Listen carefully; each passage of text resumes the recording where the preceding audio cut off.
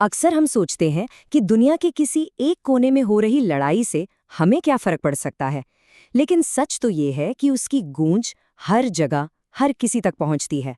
तो आज हम एक ऐसे ही युद्ध की कहानी को समझने की कोशिश करेंगे जिसका असर पूरी दुनिया पर और हाँ, हम सब पर पड़ रहा है। एक युद्ध जो हमसे हजारों मील दूर लड़ा जा रहा है, लेकिन उसका असर सीधा हमारी जेब पर।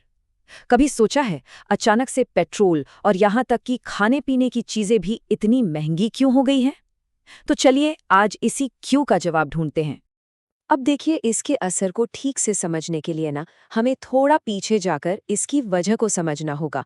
आखिर ये सब शुरू ही क्यों हुआ? चलिए सबसे पहले इसी बात पर नजर डालते हैं। देखिए, ये जो तनाव है ना, ये कोई अचानक से नहीं हुआ। इसकी जड़ें काफी गहरी हैं। कहानी शुरू होती है 2014 से। तब रूस ने क्रीमिया पर कब्जा कर लिया, जिसे यूक्रेन और पश्चिमी देशों ने जाहिर है गैर कानूनी माना। फिर बात आई नाटो की। यूक्रेन ने कहा कि उसे नाटो में शामिल होना है। अब नाटो, जैसा कि हम जानते हैं, एक मिलिट्री गठबंधन है। रूस को लगा, अरे अगर ये नेटो का हिस्सा बन गया तो ये तो सीधे हमारी सरहद पर आ जाएंगे। इसे रूस ने अपनी सुरक्षा के लिए एक बहुत बड़ा खतरा माना। और बस इन्हीं सब वजहों को गिनाते हुए फरवरी 2022 में रूस ने यूक्रेन पर पूरी ताकत से हमला बोल दिया। और बस ये लड़ाई सिर्फ दो देशों के बीच की नहीं रही। देखते ही देखते इसने एक ग्लोबल टेंशन यानी एक विश्व स्तरीय तनाव का रूप ले लिया। तो क्या हम एक और वर्ल्ड वॉर की दहलीज पर खड़े हैं? ये सवाल हर किसी के दिमाग में घूम रहा है। टेक्निकली देखें तो जवाब है नहीं, लेकिन कहानी में एक बहुत बड़ा लेकिन है। वो लेकिन ये है कि दुनिया के कई बड़े बड़े देश इसमें इनडायरेक्टली शामिल हो चुके हैं।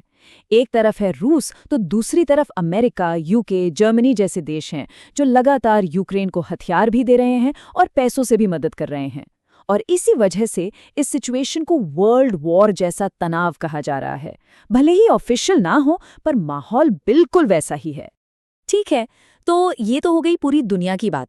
लेकिन अब आते हैं सबसे जरूरी सवाल पर। इस पूरे संघर्ष का सीधे सीधे भारत पर क्या और कैसे असर पड़ रहा है? सबसे पहला और सबसे सीधा असर, वो असर जो हम सब ने हर रोज महसूस किया है, अपनी जेब पर। जी हाँ, मैं बात कर रही हूँ पेट्रोल, डीजल यानी एनर्जी और फ्यूल की बढ़ती कीमतों की। अब इसका आपस में कनेक्शन समझिए। ये एक चेन रिएक्शन की तरह काम करता है। देखिए, रूस जो है वो दुनिया में तेल और गैस का एक बहुत बहुत बड़ा सप्लायर है।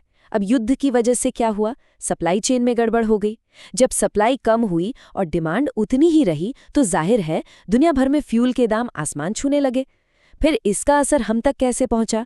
जब फ्यूल महंगा हुआ तो ट्रांसपोर्ट का खर्चा बढ़ गया, और जब ट्रांसपोर्ट महंगा हुआ तो सब्जियों से लेकर जरूरत के हर सामान तक सब कुछ महंगा हो गया, जिसे आम भाषा में हम महंगाई कहते हैं।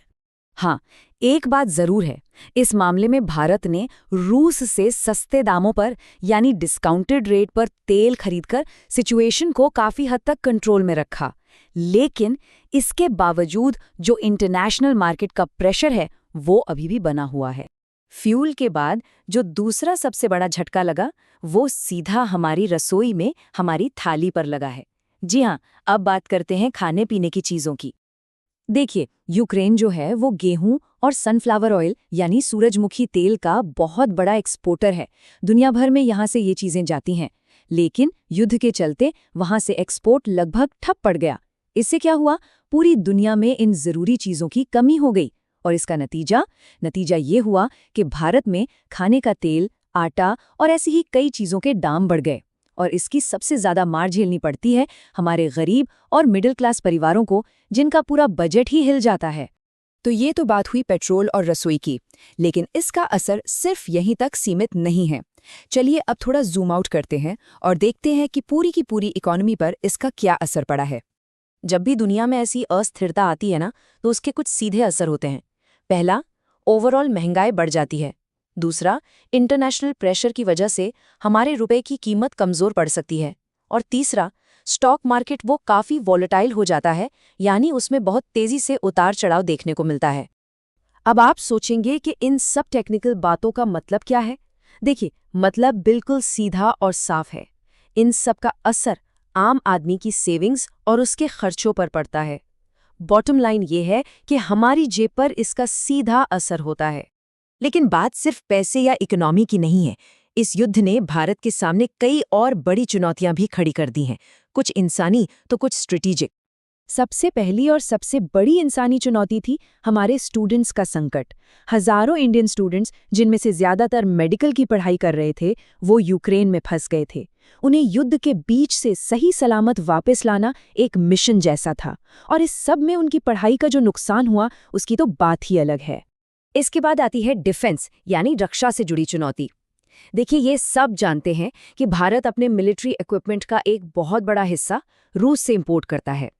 अब जब रूस खुद युद्ध में है तो इससे हथियारों और उनके जरूरी पार्ट्स की सप्लाई में देरी हो सकती है। इतना ही नहीं, फ्यूचर की डिफेंस डील्स पर भी इसका असर पड़ सकता है। और शायद सबसे बड़ी चुनौती है डिप्लोमैटिक लेवल पर।